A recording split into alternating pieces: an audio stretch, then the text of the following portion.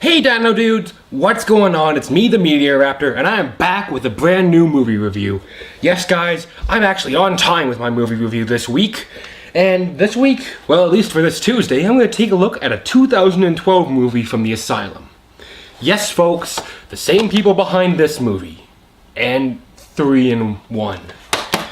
This is a film which I had actually had interest in seeing it for quite a while due to the fact that a YouTuber who I rather enjoy, his name is Emmer Prevost, he did a reaction and review video to this movie, and you can see that title, you already know what it is, but I don't care.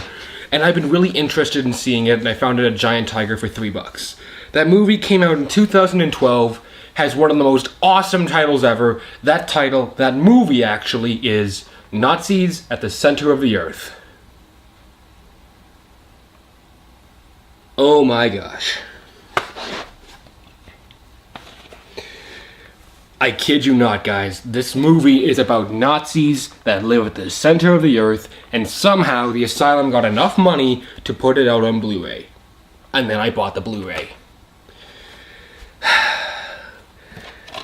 I'm just going to read quickly what it says here on the back. Like, on this one it says, the new extended director's version with more shark and more NATO. Like, all the Asylum movies, they have something written on the back which is supposed to be like a critic's blurb, but they couldn't get a critic, so they write their own stuff and they're trying to make their movies seem better. This one here says, an epic horror classic in the tradition of Army of Darkness and Dawn of the Dead. No, it's not. It's not. Anyhow, on to the writing. Wow, the story? Okay, you know what? I'm giving you guys a warning, there's a bit of mature and controversial content that will be talked about briefly in this review. I am not giving my own opinions on it because I don't want to start any arguments, but anyhow, the plot is a group of university or college students, is it say on the back? Yeah. Okay, just researchers, but they look like they were about teenagers, are up in Antarctica, and they discover that apparently 2 of them have gone missing, and then all of a sudden Nazis show up. They end up going underground, and they find out that Nazis have somehow survived underground for the past, like, I don't know, how long is it now? Maybe 50, 60, about 60 years now. They've been conducting experiments, and they now have a giant UFO, they have laser guns, they know how to skin graft onto themselves, and what is it these Nazis want to do? They want to use a flesh-eating virus to destroy the world and create the Fourth Reich. I am not drunk, guys. You heard me. This movie has Nazis at the center of the earth who want to use a flesh-eating virus to create the Fourth Reich. How could that be any stupider? How about Robot Hitler? 'Cause they do that too. Apparently they have Hitler's head in a jar, all Futurama style, which I thought was pretty funny. But of course, how do they bring him back? Fetal stem cells. You guys, I have a feeling this movie was originally created as an anti-abortion, fetal stem cell PSA, but then people left and they just turned it into an asylum. Anyhow, all our characters are extremely unlikable. None of them have any depth or personality. Aside from Jake Busey, he's just sort of crazy.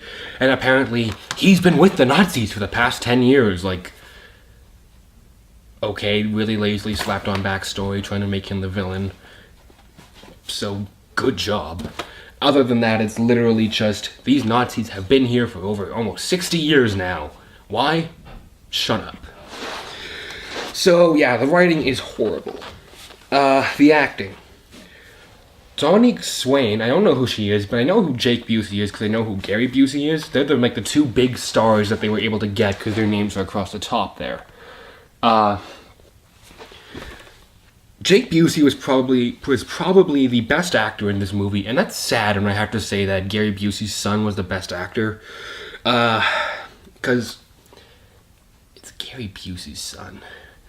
But the main reason why he was the best is because I think he knew that he was in an Asylum movie. Some of the actors here actually were trying to be serious with this movie, and he's like, you know what, forget it. This is a movie called Nazis at the Center of the Earth. I'm just gonna have fun with this. And so he did. And ultimately, his performance actually kind of works because of it, because he's just acting so strange. He's just acting so over the top and out of control. And let me just be the first to say it, some of the German accents here are horrible. Special effects. So right about now, a lot of you are expecting me to say, oh, the effects are terrible, but they're laughably bad. While the CG in this movie is horrible, and I mean even by the Asylum's standards, like it's bad compared to like Sharknado and other films they've done, surprisingly, their practical effects actually look pretty good. I'm kidding you not, there's one scene at the beginning when a guy has his whole face ripped off of him. Don't ask why, just go watch the movie. And that actually looks pretty good. There are scenes when people have like body parts torn off of them, or they're having surgery done to them, or stuff like that. And it actually looks pretty good.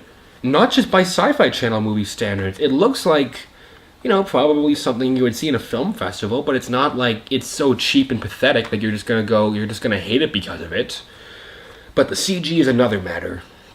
The CG on Hitler's robotic body, on the flesh-eating viruses, the UFO, the laser guns, the explosions, the blood that's in there, it all looks terrible, but sorry. But what do you expect, because it's the Asylum? And bad effects is like their middle name. Music, lighting, camera work, there's nothing really to say because it's just your basic made-for-TV score, made-for-TV camera quality, like all that stuff, except it looks kind of better with Blu-ray. And there's nothing to complain about there. Can I recommend this movie? Despite the fact that I've kind of bashed this movie, I can still totally recommend it. It's a fun film to watch on your own, but you guys, this is the kind of movie you have to watch with your friends. If riff tracks, they need to get on this movie, they need to riff it. This movie would be like 100 times better with riff tracks. If you get your friends together and you start making jokes, this is like the perfect movie that if MST3K, if they were still making like episodes today, this would be the kind of movie they were trying to make. They were trying to riff.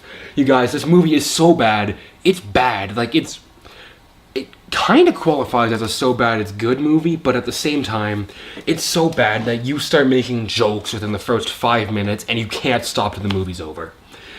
So, I can give it 1.5 Raptor Claws out of 4. It's not a good movie. It's not even a so bad it's good movie some of the time. I still enjoyed it because I like making jokes as I watch movies, and if I ever get bored and I call my friends over, we're gonna have a good time making fun of the movie. And if Riff Tracks riffs it, I'm totally going to download that Riff Tracks, because that would be a fantastic one. So you guys, if you can find it for $3 like I did, like I found the Blu-ray for $3. If it's still on Netflix, because I knew it was at one point. If you can find it, go ahead and check it out if you like these kinds of bad movies. You guys will thoroughly enjoy it. And, well, that's pretty much all I have to say. And now my phone's going off, so until next time, this is the Meteor Raptor saying keep cool, and I will see you guys around. Later.